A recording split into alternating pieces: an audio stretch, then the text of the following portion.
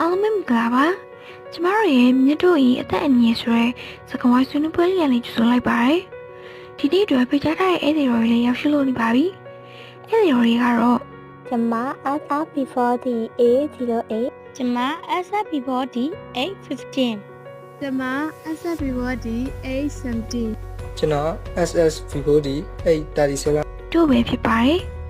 ်ဒါဆိုကျမတို့ရဲ့ဆွေးနွေးပွဲလေးကိုဆက်လက်ကြရအောင်အားလုံးကမြတ်တို့ရဲ့အသက်အန္တရာယ်လို့ကြားလိုက်တာနဲ့ရေရညီရမှုကိုစပြီးမြင်မယ်လို့ထင်ပါတယ်ဒီလိုရေရညီရမှုကဘာကြောင့်ဖြစ်ပေါ်လာလဲလို့ထင်မြင်ကြလဲရှင် ရေနာပြည်စည်းမှုတွေအီလက်ထရောနစ်ထုံးပေးပြီး3D နဲ့ရေတို့ထုတ်လို့မှုတဲ့နဲ့တာသွေးတာလာတဲ့အငင်းကျွေးသေးတို့တေချာထုံးပေးတာမျိုးမလို့မြေချာပိတ်လိုက်တဲ့မှုတရားစီတဲ့မှာရေညီညာလာတဲ့လို့ထင်မိတဲ့ရှင် တရုတ်တဘော်ရေးလုပ်ငန်းကဓာတ်တတုပစ္စည်းတွေစက်မှုလက်မှုလုပ်ငန်းကဆွပြက်လိုက်တဲ့ဓာတ်ပစ္စည်းတွေကြောင့်လို့ထင်မိတယ်စိုက်ပျိုးရေးလုပ်ငန်းတုံးပို့တက်ဆေးတွေဆွေးမြေးဖို့အချိန်ကြာတဲ့ပလတ်စတစ်အမိုက်တွေကြောင့်ပေါ့ ဒီလိုနှစ်ပေါင်းများစွာမစင်မလျင်ဆွမြဲမှုရဲ့အကျိုးဆက်ကရေညဉ့်ရလာစေပြီးကမ္ဘာရာသီဥတုပြောင်းလဲပြည့်စည်တာကိုကြီးတာဖြစ်စေခဲ့တယ်။ဒါကြောင့်နောက်ဆက်တွဲအနေနဲ့ကုသယောဂအသစ်တွေကဆက်တိုက်ဖြစ်ပေါ်လာတယ်ပေါ့ဗျာ ဒါပေါ့ဒါနဲ့ရေရညီခြင်းကိုဖြစ်ပေါ်စေတဲ့ရင်းမြစ်ကိုကြည့်ပြီးနှစ်ပိုင်းခွဲခြားနိုင်တယ်လို့ကျမကြားမှုတယ် ။ဒါပေါ့ဗျာဒီနေရာတစ်ခုကဖြစ်ပေါ်လာတဲ့ရေညဉ့်မှုနဲ့ရေရကျေပြန့်စွာဖြစ်ပေါ်လေးရှိတဲ့ရေညဉ့်မှုဆိုပြီးခွဲခြားထားရဗျာ ဒီနေရာတစ်ခုကနေဖြစ်ပေါ်လာတဲ့ရေတုညဉ့်ညံမှုဆိုတာကရေပိုက်လိုင်းတွေရေမြောင်းတွေမိလာပိုက်နဲ့စက်ယုံတွေရဲ့ဓာတုဆွပြက်မှုတွေရေနဲ့ရေပွေးမှုတွေကညဉ့်ညံမှုဖြစ်စေတဲ့အရင်းမြစ်ကိုအတိအကျညွှန်ပြလို့ရတဲ့နေရာတွေပေါ့ဒါတွေကပြန်ထိန်းချုပ်လို့လည်းရတယ်လို့အကျိုးတရားမှုလေနဲ့တဲ့ရေတုညဉ့်ညံမှုမျိုးလေ ကျေပြတ်စွာဖြစ်ပေါ်လေးရှိတဲ့ရေလူညဉ့်ညမ်းမှုဆိုတာကစိုက်ပျိုးရေးလုပ်ငန်းတွေကနေစစ်စစ်တဲ့ရေတွေစိုက်လုပ်ရေးလုပ်ငန်းနဲ့မြို့ကြီးတွေကနေဆွန့်ပစ်လိုက်တဲ့အမိုက်တွေရေသိုးတွေကမြေကြောင်းတစ်လျှောက်ဧရိယာကျဲကျဲပြက်ပြက်စီးဝင်လာတာမျိုးကိုပြောချင်တာဒါကထိန်းချုပ်ရအခက်အခဲဆုံးအကျိုးတက်ရောက်မှုများတဲ့ရေလူညဉ့်ညမ်းမှုမျိုးပေါ့ ဟုတ်ကဲ့ဒီလိုချင်းတွေကြောင့်အသက်အန္တရာယ်ရှိနေတဲ့အာရှမြစ်တွေရှိနိုင်တာပေါ့နော် ဟုတ်ပါတယ်အင်ဒိုနီးရှားရဲ့ဒေသညာမြင့်တို့ထဲပြက်သားနဲ့အသင်းနေတာပြည်ဒီတွေတော့ပေးတာမြင်းမြင်းပြင်ပေါ်မှာအမိုင်တဲ့ထားလဲပုံနေတာမျိုးတော်တိုးရေးနဲ့ထဲပြိုးရေးတွေဒီမြေတို့မိထိုးနေရတဲ့လူတွေရဲ့ကျမရေးချီတဲ့လာတာကြောင့်တပ်ပါဘာသာနဲ့တပ်ပါညဉ့်ညံ့သောမြည်လို့တာမတဲ့တဲ့ ဖိလစ်ပိုင်နိုင်ငံမှာရှိတဲ့မာရီလာအိုမြစ်ကိုလေတရေနဲ့စစ်ရုံလုပ်ငန်းရွှေချက်လုပ်ငန်းနဲ့တတုတက်စင်လုပ်ငန်းတွေကနေအစိတ်တင်ဓာတ်ပစ္စည်းတွေဓာတ်ရိုက်စွန့်ထုတ်တာကြောင့်ညဉ့်ညမ်းမှုအမြင့်မားဆုံးမြစ်တစ်ခုအဖြစ်လူသိများကြတယ် ။ညမှာရှိတဲ့မြစ်တွေထဲမှာတောင်ကူးမြောင်အရှိဆုံးမြစ်လဲဖြစ်နိုင်ငံ6နိုင်ငံကိုဖျက်တမ်းစီးဆင်းပြီးကမ္ဘာပေါ်မှာ9မျိုးစိတ်အစုံလင်ဆုံးဖြစ်တဲ့မဲခေါင်မြစ်ကြီးမှာလည်းရေလူညဉ့်ညမ်းရှိတာတွေရှိနေတဲ့အဆိုးဆုံးအကြောင်းရင်းကတော့မဲခေါင်မြစ်အထက်ပိုင်းမှာဆယ်ဆောက်တာတွေကြောင့်ဖြစ်နိုင်တဲ့ဒီလိုမျိုးဆယ်ဆောက်လိုက်တာကပြည်သူတွေရဲ့စီးပွားရေးကိုတက်တဲစေပြီးမြစ်အောက်ပိုင်းနေထိုင်သူတွေအတွက်အသက်အန္တရာယ်ဆိုးရင်ရနိုင်တယ် ဒါနဲ့အာရှမှာအရှိတိုင်းရဲ့ Venice မြို့တော်လို့တင်စားခံရတဲ့ဘန်ကောက်မြို့ကကြောက်ဖျားမြို့ရော အဲ့လိုတင်စားခံရတဲ့ကြောက်ဖြားမြင့်မှလည်းရေညဉ့်ရတာမျိုးဖြစ်နေတယ်ဒီလောက်လိုက်မြစ်ကဘာလို့ညဉ့်ရတာလဲဆိုတော့ဘန်ကောက်လိုလူကြီးထူထပ်တဲ့မြို့ကြီးတွေရဲ့ဆွမ်းပြည့်ရည်တွေမြစ်အကျုံးပေါ်မှာရှိတဲ့စက်မှုလုပ်ငန်းတွေရဲ့ဆွမ်းပြည့်ပစ္စည်းတွေကြောင့်လှပပေမဲ့အန္တရာယ်ရှိတယ်လို့သတ်မှတ်ခံထားရတဲ့မြစ်တစ်ခုဖြစ်နေတယ် အရှိမလေးချာတောက်ဖီယာပြည်နယ်မှာရှိတဲ့ထိနာပန္တာတမြင်မှလည်းဤသူညညာသာဖြစ်ပေါ်နေတဲ့ပေါ်ရကလေးတန်းပေးမဲ့တော့နာရှိထီအိုးထက်သွင်းသေးတာဒါမြေအော်သားနဲ့နိုးသိမြင့်နူတွေမြေတဲ့စီဝင်းတာတေတော့ဖြူသေးမှုကြောင့်မြေသီလာကြိုက်တာပြီးမြင်းရင်နောက်ကြီးတာဒီအချက်တွေကြပေါ့ မြန်မာနိုင်ငံရဲ့အသွေးကြောဖြစ်တဲ့ ERA မြို့မှာလည်းရေရညီမှုတွေဖြစ်ပေါ်နေရနော်ရှားပါမျိုးစိန် ERA လေးမိုင်တွေကြောင့်ကမ္ဘာကျော်လူသိများတဲ့ ERA မြစ်ကြီးမြစ်ထပ်ပိုင်းမှာကြရာကိုအသုံးပြုပြီးရွှေတူဖော်တာကြောင့်ရေလူအစိတ်တင်တာမြို့အကျုံဒေသတွေမှာအလွန်ကျွံသုံးဆွဲတဲ့ဓာတ်မြေဩဇာနဲ့ပိုသက်စေတွေမြစ်ထဲပြောဝင်တာမျိုးစပင်းပစ္စည်းတွေဒီလိုရာတွေကြောင့်ရေရညီနာတွေကိုတချို့ဒေသတွေမှာခံစားနေရတယ်ရေရညီနာကအရှက်မာတွေမဟုတ်ပဲတကမ္ဘာလုံးမှာဖြစ်ပွားနေတဲ့အတွက်ဥရောပရဲ့ပြည်မြို့တွေမှာရေရညီနေလဲဆိုတာအနည်းငယ်ဆလာဆွေးနွေးပြပါအောင်ရှင် ဥရောပရဲ့ဒုတိယရှိထုံးမြင်ပြီးတဲ့အသားညွန့်မြင်လို့ထင်ပါတဲ့ဒီမြင်တာနေတာပေါင်းများသောသို့ဖြာသာပြည်င်းနေရသည့်တွင်မြေတောင်းတဲ့ချုပ်သာထက်ပြည့်လုံနာသေးရဲ့အသာတို့သာမြေဩသားတွေ ပလက်တစ်တဲ့အမှန်တဲ့ထုံပေသားတဲ့ပြင်မြေအပဲမှစီတဲ့မေလာတာတဲ့တဲ့နေတာမို့ရှိမရှိသေးတဲ့သရှိုးနေတာသေးတာမြေတဲ့သို့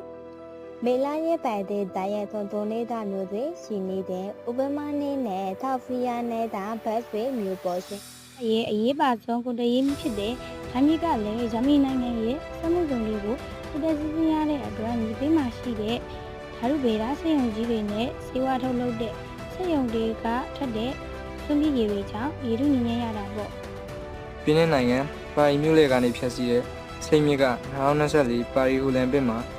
ယူပြိုင်ပွဲကြီးမားနိုင်မှုအတွက်ယူရို3.4 ဘီလီယံကျော်ကုန်ကျခံပြီးဒီလိုတန်းရင်စနစ်ကိုကြီးကျယ်ပြုပြင်ရတဲ့အထိဒီညဉ့်ညမ်းမှုမျိုးရှိခဲ့သေးတယ်။ကျောင်းရင်းကတော့မိုးတက်ထန်တော်ရတဲ့အခါမြို့ရဲ့မင်နာစနစ်ချိုးပေါက်ပြီးမင်နာရီတွေကမြစ်ထဲကိုစီးဝင်တာကြောင့်ပေါ့ဗျာ။ ပုံမြစ်ကအီတလီမြောက်ပိုင်းရဲ့အသက်သွေးကြောဖြစ်ပြီးလက်ရှိမှာအတော်လေးငြိမ်ငြမ်းနေတယ်။မြောက်ပိုင်းကအီတလီနိုင်ငံရဲ့အဓိကစိုက်ပျိုးမြေဒေသဖြစ်လို့ပို့တက်စီနဲ့မြေရောစာငြိမ်ငြမ်းမှုတွေကိုထိန်းချုပ်ဖို့အရေးခက်ခဲနေတာပေါ့။ဒါအပြင်စက်ရုံတွေကနေထွက်တဲ့အစိတ်တင်ဓာတ်ပစ္စည်းတွေကြောင့်လည်းပါတာပေါ့ ဒါပေါ့ဒါဆိုအာရှဥရောပနဲ့အာဖရိကရဲ့ရေထုညဉ့်ညမ်းမှုအကျိုးဆက်တွေကိုကျွန်မရှာဖွေထားသလောက်လေးပြပြချင်ပါတယ်အာရှမြင့်များအီယာရီမြင့်မေခေါင်မြင့်စီတာရဲ့မြင့်နဲ့မာရီလာမြင့်များအာရှမှာကလူကြီးထူထပ်ပြီးစိုက်ပျိုးရေးကိုအဓိကလုပ်ကင်ကြတာကြောင့်မြင့်ရီကိုဓာတ်ရိုက်ထိတွေ့မှုများပြီးယောဂဖြစ်ပွားမှုလည်းပိုတည်တာစီပါတယ်အာရှမြင့်တွေမှာတွေ့ရတဲ့အစိမ့်စီယောဂတွေကရွှေတူခေါ်တဲ့အခါမှာသုံးတဲ့ပြားကရေထဲကိုစီးဝင်ပြီးအာရုံကျော်ချိုးနေတာခဲစိတ်တင်တာကြောင့်ကလေးငယ်တွေငြိမ်မမီရနဲ့အုံနောက်ပူပြမှုနှိကွေးတာတွေဖြစ်သွားတာမျိုးဒါလိုပဲဆူဆူတွေပါတဲ့ရေကြောင့်အရေးပြားကင်ဆာဖြစ်ပွားနိုင်ပြီးမီလာရင်ညမှုကြောင့်လည်းဝန်ပြဝါရှောယောဂဥယောင်ငန်းဖြာယောဂကာလာဝမ်းယောဂအမီဘာယောဂအသက်ရောင်တော်ဝါစရဲအစာရည်နဲ့ဦးလေးချက်ဆိုင်ယောဂတွေပြီးညဉ့်ညမ်းတဲ့ပတ်ဝန်းကျင်မှာဆင်းနေပေါက်ခွာဖို့လည်းကြိုးရကြောင့်သူတို့လိုပဲလို့ကုသယောဂတွေလည်းဖြစ်ပွားနိုင်ပါတယ်ဥယောပမြင့်များဂျင်းကြီးမြင့်ရိုင်းမြင့်စိတ်မြင့်ဥရောပမှာအာရှနဲ့မတူတာကတော်တော်ကြီးကိုစနစ်ကျတန့်စီပြီးမှအသုံးပြုတာကြောင့်ကုသယောဂနေပါစေတယ်။ဒါပေမဲ့လည်းဖြူယောဂတွေကတော့ဖြစ်နေစေပါပဲ။ဒါတို့စီဝါကျဉ်းချင်နေကြလူတွေမှာမျိုးပုံဆိုင်ရာပြဿနာတွေနဲ့ဟော်မုန်းမညီများတဲ့ယောဂတွေဖြစ်လာတယ်။စမှုစုံတွေကထွက်တဲ့ drop out တွေကရေရှည်မှာကြောက်ကကိစ္စနဲ့စီးကိစ္စတွေဖြစ်လာနိုင်ခြင်းများတာမျိုး။ဥရောပမြစ်တွေမှာလည်း plastic အမုံလေးတွေများလို့လူခန္ဓာကိုယ်ထဲမှာရောင်မှုနဲ့ကိုယ်ခံစနစ်ချိုးရင်မှုတွေဖြစ်လာနိုင်တယ်လို့လည်းသူတွေကတတိပေးထားကြပါတယ်။အာဖရိကမြစ်များနိုင်မြစ်ကွန်ဂိုမြစ်အာဖရိကမှာလူများစုက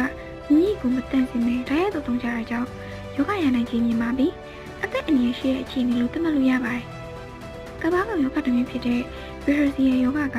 အာဖရိကမှာအလွန်ဖြစ်များပြီးအသေးနဲ့ကြောက်ပုတ်ကိုဖြစ်စေတယ်။ပူလီလိုအလွန်ဆွေးရတဲ့ယောဂတွေကြောင့်ကိုယ်ကအင်္ဂါမတန်ဆွမ်းတာနဲ့လေဖြစ်တာမျိုးပြင်ကာလာဝမ်းယောဂအမီဘာယောဂအသေးအောင်တော့စတဲ့အစာရည်နဲ့ဦးချက်ဆိုင်ရာယောဂတွေလည်းအာဖရိကမှာအဖြစ်များဆုံးယောဂတွေဖြစ်နေရပေါ့ဒါနဲ့ကျမတို့ရဲ့မြန်မာနိုင်ငံ ER မြင့်ထက်ပိုင်းနဲ့ချင်းမြင့်ဝန်တစ်ချောင်းမှာရွှေတူခေါ်ရေးလုပ်ငန်းတွေကြောင့်ရဟန်းညီညွတ်မှုကအဆိုးရွားဆုံးဖြစ်နေရနော်ဘာလို့လဲဆိုတော့ရွှေပန်းတဲ့နေရာမှာတုံးနေပြားတွေကရေရောက်သွားတဲ့အခါ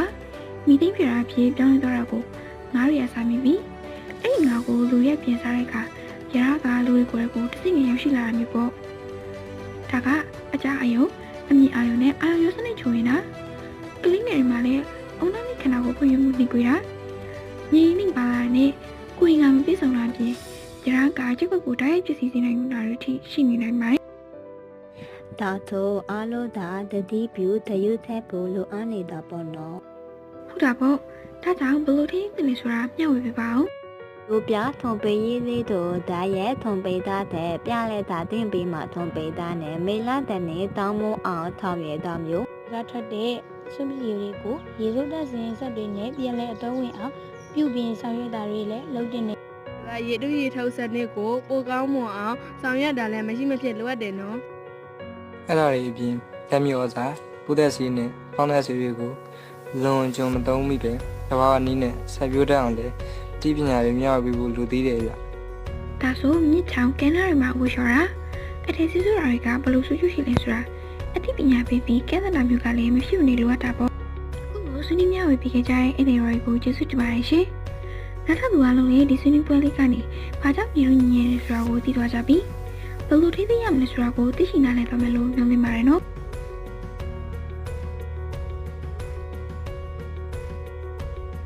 အဲ့ဒီပါမပြီးသေးဘူးနော်မိသားလေးရှိလို့ပါရှင့်ဒီဆွေးနွေးပွဲလေးချစ်ပြအောင်လမ်းပြပေးတဲ့ပက်ကရှင်ကတော့အတန်ချိုမနောကောက်မီကောင်းကင်ကြီးလိုကျေပြင်းနေစေတဲ့တိုင်းနဲ့ကျမတို့ရဲ့ chase guide မျိုးဖြစ်ပါတယ်ဒါနဲ့ကျမက SFP40 810ဖြစ်ပါတယ်အခုလိုအဆုံးထိနာထောင်ပေးတဲ့တယောက်ချင်းစီတိုင်းကိုအထူးပင်ကျေးဇူးတင်ရှိပါတယ်ရှင်ဒီခါတကယ်ပြပါပြီနော်